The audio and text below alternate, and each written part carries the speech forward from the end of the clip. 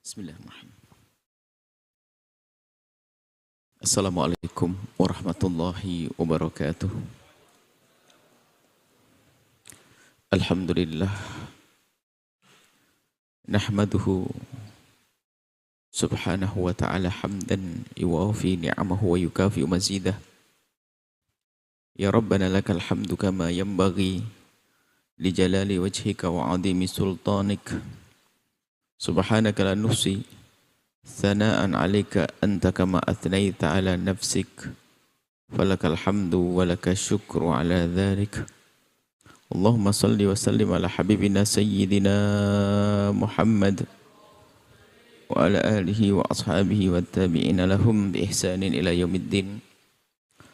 Allahumma ya Rabbana nas'aluka fahma ulama'ikal amilin wa ilhama awliya'ikas salihin. A'inna ya Rabbana ala dzikrik wa syukrik wa husni ibadatik.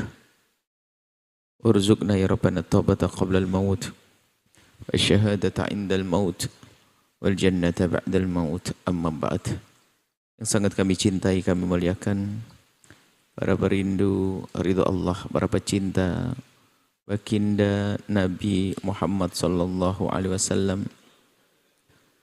Alhamdulillah kita bisa bergabung kembali di acara mulia, acara mendekatkan kita kepada baginda, membaca sejarah baginda Nabi, membaca salawat untuk baginda Nabi, dan menghadirkan sanjungan-sanjungan untuk baginda Nabi.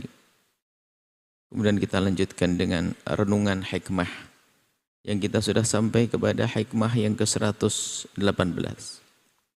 Bunyinya adalah, jangan salahkan mereka yang mengecewakanmu, akan tetapi salahkan dirimu yang terlalu berharap besar dari mereka. Allah menciptakan kita punya kekurangan. Allah menciptakan kita sebagai manusia yang punya kekurangan, sehingga di antara kita akan menjadi makhluk-makhluk yang saling memerlukan untuk saling melengkapi.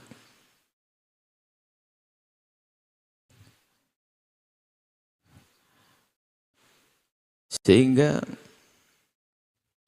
hajat kita, jika kita tidak bisa menyelesaikan dengan diri kita sendiri, maka kita akan meminta tolong kepada orang lain untuk bisa menyelesaikan hajat kita. Dan itulah yang sering disebut dengan makhluk sosial. Hikmah Rabbaniyah, bahwa kita dijadikan oleh Allah menjadi makhluk yang saling memerlukan, saling membutuhkan. Akan tetapi ada sesuatu yang harus kita sadari lebih daripada itu semua, bahwa kita punya Allah Jalla Jalaluh yang menciptakan kita. Allah yang memberikan kepada kita kehidupan. Allah yang memudahkan segala urusan kita. Allahus Samad. Dan hendaknya hanya kepada Allah lah kita berharap dengan harapan yang sesungguhnya. Tumpuhan harapan kita. Kalau ingin bersandar yang sesungguhnya, berharap yang sesungguhnya hanya kepada Allah Subhanahu wa ta'ala. Akan tapi Allah telah menjadikan sebagian dari kita sebagai makhluk yang Allah jadikan perantara antara kita dengan Allah. Allah menjadikan orang di kiri kanan kita perantara sampainya nikmat Allah kepada kita, atau sebab terkabulkannya hajat kita, manusia.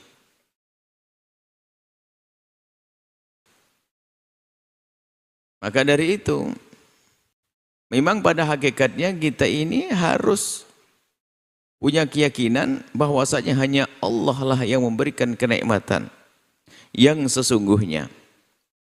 Hanya Allah yang memberikan kepada kita kenikmatan yang sesungguhnya.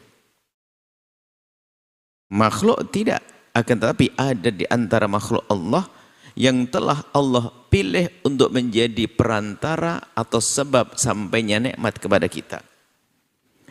Dalam hal yang seperti ini Allah mengajarkan kepada kita hal jazaul ihsan ilal ihsan. Kalau ada orang menjadi sebab kita baik atau menyampaikan kebaikan kepada kita, tidak ada bagi kita kecuali untuk membalas kebaikan tersebut. Dan itu yang disebut dengan istilah syukur, berterima kasih. Maka berterima kasih kepada manusia adalah ajaran dari Allah. Biarpun pada hakikatnya yang memberikan nikmat adalah Allah. Malam yashkurin nas lam yashkurillah. Kalau orang tidak bersyukur kepada manusia, hakikatnya tidak bersyukur kepada Allah. Sehingga kita perlu bersyukur kepada manusia. Bahkan wajib bersyukur kepada manusia yang telah Allah jadikan mereka sebab sampainya kebaikan kepada kita. Bahkan anishkurli, bersyukurlah engkau kepadaku, wali daik, dan kepada kedua orang tuamu. Kita wajib bersyukur kepada dua orang tua kita. Mengabdikan hidup kita untuk orang tua kita, mengabdi untuk orang tua kita, berbuat baik untuk orang tua kita. Karena memang telah Allah jadikan beliau sebab hadirnya kita di muka bumi ini. Lahirnya kita di muka bumi ini. Lalu mereka membesarkan kita, merawat kita. Maka tidak ada bagi kita kecuali mensyukuri orang tua. Bersyukurlah kepadaku, aku yang pertama adalah Allah. Bersyukurlah kepada Allah dan bersyukurlah kepada manusia. Maka jika ada orang tidak bersyukur kepada manusia, belum bersyukur kepada Allah. Sehingga di situ hadir makna bekti, makna balas budi, kebaikan yang dilakukan oleh seorang manusia kepada kita. Atau hamba Allah kepada kita. Nah, seperti halnya Allah mengajarkan kepada kita untuk mensyukuri manusia dalam rangka syukur kepada Allah. Terus begitu, bersyukur kepada manusia dalam irama untuk syukuri nikmat Allah. Enggak boleh terputus lalu mengatakan, hanya syukur kepada manusia saja yang menjadi sebab sampainya nikmat kepada kita. Lalu tidak mensyukuri pemberi nikmat yang sesungguhnya. Ini kebodohan. Kalau digambarkan begini. Kita harus dong terima kasih sama tukang posnya. Telah menyampaikan hadiah kepada kita. Kalau tidak dengan tukang pos tidak akan nyampe itu hadiah kepada kita. Maka sebagai manusia yang punya adab dan tata krama, berterima kasih dong kepada tukang pos yang telah mengirimkan bingkisan hadiah kepada kita. Tapi berterima kasih kepada tukang pos akan menjadi sebuah kedunguan, menjadi sebuah kebodohan kalau kita hanya berterima kasih kepada tukang pos, lupa bahwasanya siapa yang memberi hadiah. Hanya berterima, oh terima kasih Pak Pos, berarti kita bodoh. Sementara tukang pos ini hanya penyampai kepada kita. Penyampai hadiah, pemberi hadiah sesungguhnya adalah ada. Cuman karena kebodohan kita, lihat, kita hanya berterima kasih kepada tukang pos, lupa bahwasanya ada di sana yang lebih berhak untuk kita berterima kasih kepadanya, yaitu yang memberi hadiah. Dan kita itu seperti itu, kalau hanya bersyukur kepada manusia tapi tidak sambung kepada Allah, adalah kebodohan. Maka kita harus bersyukur kepada manusia yang telah Allah jadikan sebab sampainya nikmat kepada kita. Dalam irama syukur kita kepada Allah, ini dalam mensyukuri karunia. Begitu juga Allah menjadikan kita lemah agar kita berharap kepada sesama kita. Sehingga kita menjadi orang yang tawadhu, tidak sombong. Tidak sombong. Karena Allah jadikan kita saling memerlukan, saling butuh. Sehingga Allah murka dengan orang yang sombong. Orang sombong dimurkai oleh Allah, orang sombong dibenci oleh Allah. Maka sebagai manusia yang baik adalah tawadhu. Tawadhu, dia tidak sombong dengan sesamanya. Ini untuk menjadi tidak sombong merasa perlu kepada sesamanya. Sehingga berharap kepada manusia ini juga adalah pendidikan agar kita tidak sombong. Tapi yang harus kita waspadai adalah kita terlena berharap kepada manusia seolah-olah tidak ada Allah. Maka berharaplah kepada manusia karena Allah telah menjadikan sebagian dari kita sebab sampainya nikmat kepada kita. Maka kita berharap kepada orang tua kita untuk memberikan kepada kita sesuatu. Berharap kepada sahabat kita. Berharap kepada sekelompok orang untuk bisa memberikan pertolongan kepada kita. Sah. Akan tapi yang menjadi tidak sah adalah jika harapan kita hanya kepada mereka, lalu kita lupa bahwasanya yang menyelesaikan masalah adalah Allah Subhanahu wa Ta'ala. Maka orang yang berharap hanya kepada manusia lalu putus dengan harapan kepada Allah, ini bahaya sekali. Sehingga muncullah orang-orang yang putus asa. Berharap berlebihan kepada manusia, lupa kepada Allah. Sehingga ada orang yang kalau punya masalah tidak berusaha untuk menyelesaikan masalahnya.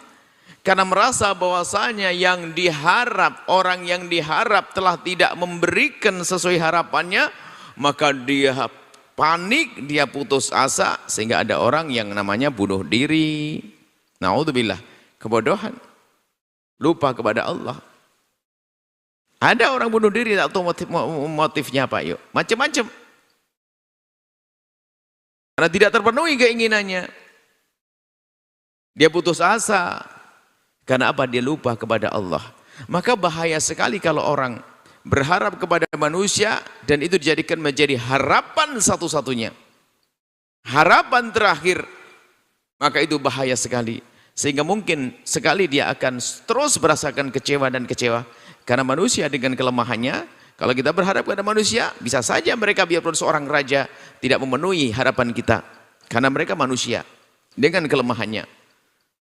Maka kalau kita berharap kepada manusia, kemudian kita kecewa, terlalu kecewa, ya jangan salahkan dia. Yang salahkan diri kita sendiri, kenapa kita terlalu berharap besar kepada dia. Kita berharap kepada manusia ala kadarnya.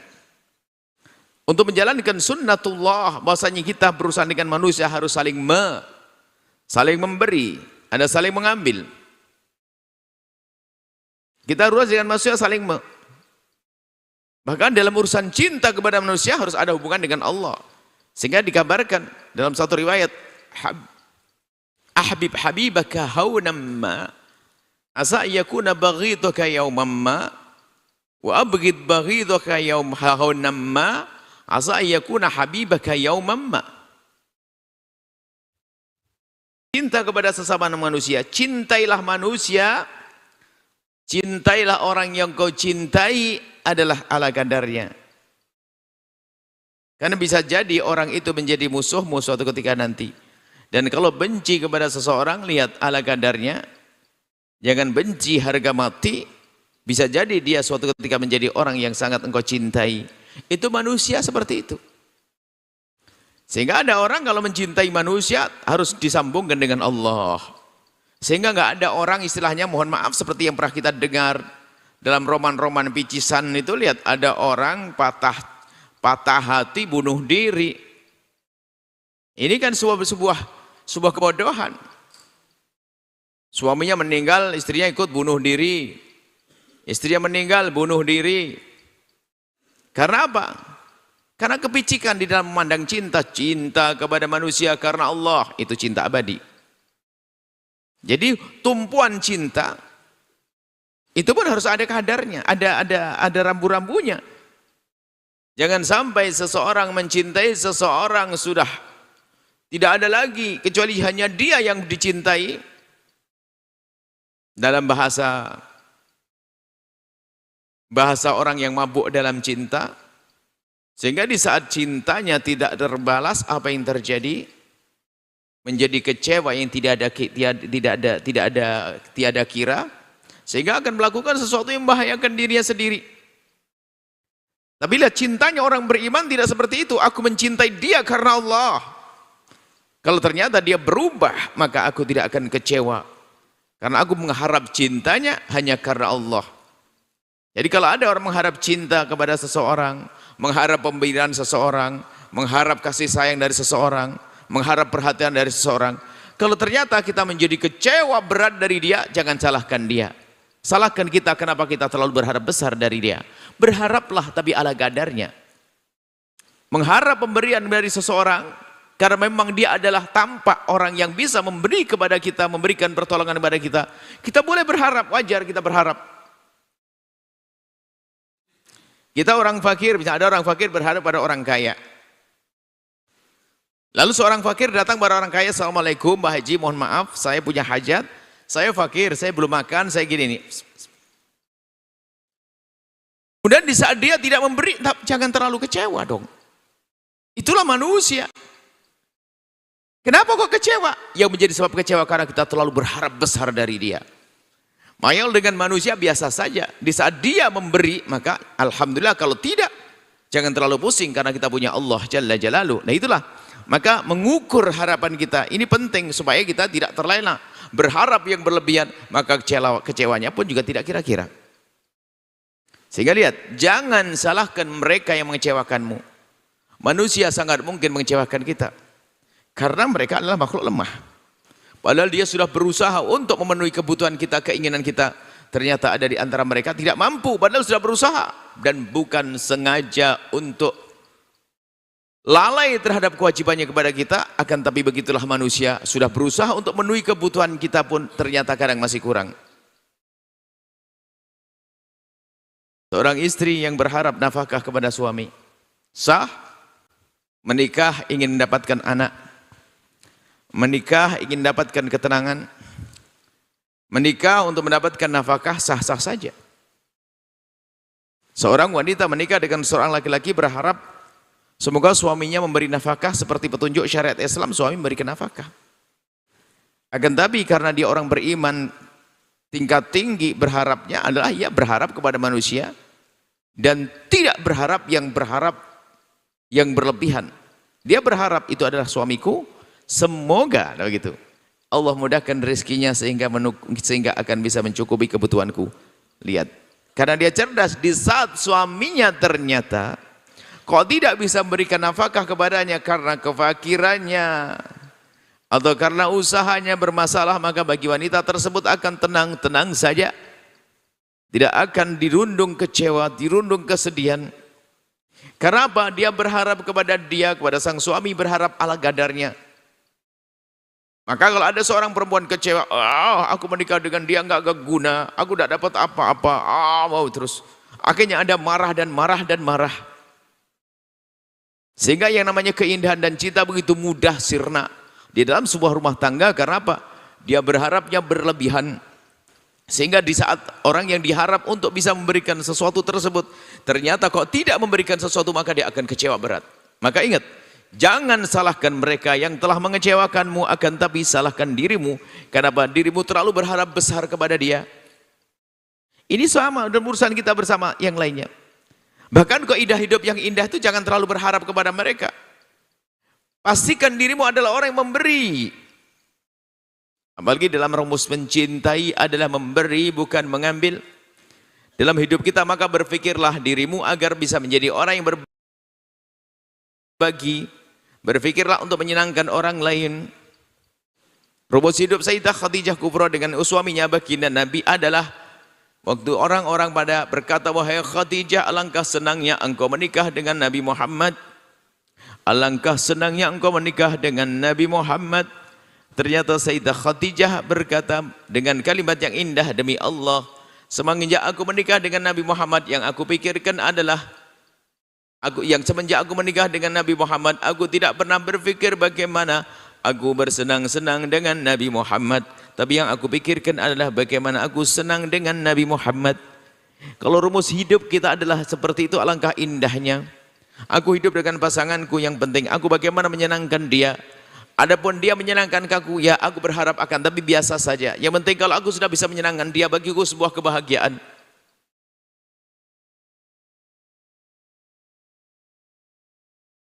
Sebuah kebahagiaan. Sama seorang tua. Di saat mendidik anak karena Allah, begitu plongnya dia. Dia tidak berharap imbalan dari sang anak. Kalau orang tua hidupnya mengharap imbalan dari sang anak, lihat alangkah banyaknya kecewa yang ia dapat. Tapi seorang tua yang merawat anaknya karena Allah, nggak peduli apakah anak ini bakal baik atau tidak, yang penting tugasku berbuat baik kepada anakku karena Allah. Dan orang tua semacam itu akan lapang hatinya. Jika suatu ketika sang anak ternyata tidak sesuai dengan keinginannya pun biasa saja, tidak kecewa, karena aku berbuat karena Allah.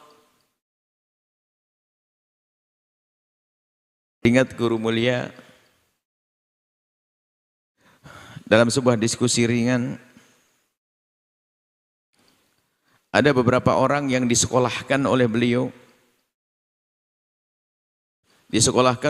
dan memang pada sukses-sukses. Kemudian ada nyeletuk. Apakah tidak perlu ada perjanjian agar mereka bisa berguna dengan ilmunya untuk program kita ini, agar dia tidak keluar, ada kita lari. Kemudian guru mulia berkata, memang kalau keluar kenapa? Kasihan antum yang rawat dia ternyata ditinggalkan sama dia. Bahasanya, kasihan anda yang merawat dia, menyekolahkan dia lalu ditinggalkan sama anak tersebut. Apa jawab beliau? Yang kasihan dia bukan aku. Aku mendidik dia, menghantarkan dia, menyekolahkan dia agar dia sukses, dan bagiku sudah cukup. Apakah dia berkhidmah kepadaku atau tidak, urusan dia. Yang penting urusanku dengan Allah selesai. Lapangnya dia. Berharap dia akan, tapi tidak berharap sampai kalau seandainya mereka tidak patuh lalu kecewa hatinya, enggak, biasa saja. Yang rugi dia. Dia sudah dibiayai tapi tidak ngerti syukur, kan kasihan dia. Kalau aku berbuat selesai, aku membiayai dia, aku nyekolahkan dia, aku memintarkan dia karena Allah, selesai urusanku dengan Allah. Kalau dia tidak membalas kebaikannya, bukan aku yang rugi, dia yang rugi. Karena apa? Kenapa beliau bisa berkata begitu? Karena beliau berharap tapi bukan berarti berharap yang berlebihan, akan tapi berharap wajar sebagai manusia. Ingin anak didiknya sukses, ingin anak didiknya bergabung dengan beliau. Akan tapi di saat tidak bergabung bagi dia adalah enteng. Kenapa? Urusanku dengan Allah. Begitulah pendidik yang tulus. Orang tua yang tulus di saat mendidik anaknya bukan pengen. Seorang tua di saat merawat anaknya bukan karena ingin numpang di masa tuanya. Coba saja seorang tua yang merawat anaknya karena ingin numpang di masa tuanya, lihat cara mendidik anak pun menjadi beda. Anak yang bakal diharap pasti disayang lebih, sehingga itulah yang namanya anak mama. Anak mama, yang lain tidak didengar, hanya dia saja. Kalau yang lain punya keinginan nggak dipenuhi, tapi kalau sudah anak yang satu ini bakal dipenuhi, sehingga muncul sifat tidak adil, menjadi sebab kebencian. Kenapa? Dia terlalu berharap. Akan tapi seorang tua mendidik anaknya berharap keselamatan dia, bukan berharap untuk pribadinya dia. Dan begitulah para dai-dai, orang-orang soleh, orang-orang ikhlas, di dalam mengajak orang kepada kebaikan, bukan berharap agar disanjung, akan tapi mereka berharap bahasanya agar mereka selamat. Dan begitulah kita semuanya, di saat kita berurusan dengan manusia, kita berharap dari mereka boleh, akan tapi jangan sampai berharap yang berlebihan. Seandainya harapan kita tidak terpenuhi melalui dia, maka kita pun tidak akan kecewa berat. Ingat, jangan salahkan mereka yang mengecewakanmu, akan tapi salahkan dirimu yang terlalu berharap besar dari mereka. Inilah, ingat, kita harus menyadari sebagai makhluk sosial yang kita punya urusan dengan orang lain, wajar kita berharap kepada orang lain. Tanda ketawaduan kita, kita ingin diberi, kita ingin ditolong, kita ingin diperhatikan, tapi ketahuilah jangan berlebihan supaya kita tidak kecewa di saat mereka tidak bisa memenuhi apa yang kita inginkan, memenuhi apa yang kita harap. Dan itulah yang diajarkan oleh baginda Nabi SAW, agar semuanya adalah ada batasnya, bahkan ada batas, ada kadarnya, tidak berlebihan. Yang berlebihan adalah tidak baik. Dan ingat bahwa semua dari kita itu adalah punya kelemahan, semua dari kita. Makanya begini, Kalau kita berharap kepada seseorang, lalu kita menggunakan akal cerdas kita. Jadi menghibur diri itu gampang. Menghibur diri kita itu gampang. Kalau ada kita berharap kepada seseorang, kok dia tidak memenuhi harapan kita? Enggak usah pusing, kita bisa berpikir, mungkin dia punya kesibukan. Contoh kita meminta kepada orang kaya, mohon maaf, kalau hati busuk. Kita minta bantuan, anggap saja seorang pondok pesantren. Ada orang kaya. Wah, ustadz yang berharap lebih. Ini biasanya gayanya ustadz. Lalu dia berbahasa basi, lemah lembut ngomong sama Pak Haji tersebut agar dibantu pondoknya. Kemudian apa? Tidak dapat apa-apa. Kecewa dia. Karena bukan tulus dia. Dia kecewa. Coba seorang ustadz yang bicara dengan orang kaya karena Allah, aku mengajak dia karena Allah. Aku berharap dia membantu pondok ini. Tapi kalau tidak membantu gak ada masalah, yang makan bangun pondok ada yang lainnya. Cuma tugasku adalah mengajak dia. Lalu dia berkata, Pak Haji, ayo kenal Allah, ayo berjuang jalan Allah, bismillah karena Allah, ini ada program besar dan sebagainya. Kita berharap, tapi harapan kita biasa saja, bukan berharap yang berlebihan. Sehingga di saat beliau tidak memberikan, maka kita pun tidak kecewa. Tidak kecewa, bahkan kita berhusnudzon. Mungkin dia sudah berbuat baik di tempat lain. Tidak akan berubah kita jadi amarah. Tidak berubah jadi kebencian dari kita. Dan kita ajarkan kepada anak-anak semuanya, jangan gampang prasangka kepada seseorang. Kalau dia tidak bisa memberikan kepadamu, bukan berarti tidak bisa berbuat baik. Mungkin dia sudah berbuat baik kepada yang lainnya. Maka berharaplah kepada siapapun untuk berikan kebaikan kepada kita. Akan tapi kita harus waspada. Jika seandainya kebaikan tidak sampai kepada kita, kita tidak boleh kecewa berat. Karena apa? Karena kita berharap yang sungguhnya hanya kepada Allah Subhanahu wa taala. Jadi mudah kita menata hati kita, mudah, termasuk seorang tua kepada anak. Ternyata anaknya kok tidak berbakti kepadanya. Orang tua tidak terpuruk. Hanya sedih. Sedihnya bukan sedih karena dia tidak dihormati. Maka orang mengharapkan penghormatan dari seseorang, tidak mendapatkan penghormatan, dia sedih, dia marah. Kita mengharap pemberian dari seorang tidak diberi, marah, kita sakit, gelisah, sedih. Makanya jangan berharap berlebihan kepada manusia. Berharaplah kepada manusia sekadarnya sebagai manusia, makhluk sosial yang kita saling memberi dan saling menerima. Akan tapi tidak boleh berlebihan menjadi sebab kita terpuruk. Berharap cinta, berharap pengabdian, berharap kasih sayang, berharap pemberian, semuanya harus ala kadarnya, bukan berlebihan.